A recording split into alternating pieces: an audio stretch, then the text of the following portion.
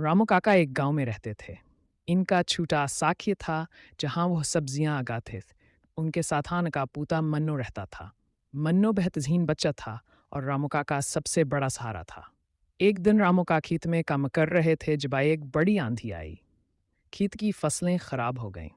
रामू काका बहुत परेशान हो गए क्योंकि यह यानी की रोजी का जरिया था।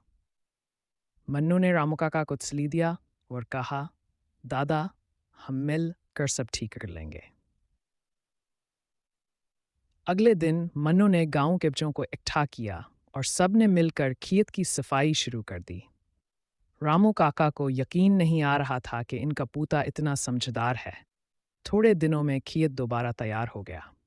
रामू काका ने मुस्कुराते हुए मन्नू को गले लगाया और कहा, बेटा, तुम वाकई मेरी ताकत हो। था मन्नू बेहतरीन बच्चा था और रामू काका सबसे बड़ा सहारा था। एक दिन रामू का खेत में काम कर रहे थे जब एक बड़ी आंधी आई। खेत की फसलें खराब हो गईं। रामू काका बहुत परेशान हो गए क्योंकि यह यानी की रोजी का जरिया था। मन्नू ने रामू काका को तसल्ली दिया और कहा, दादा, हम मिल कर सब ठीक कर लेंगे।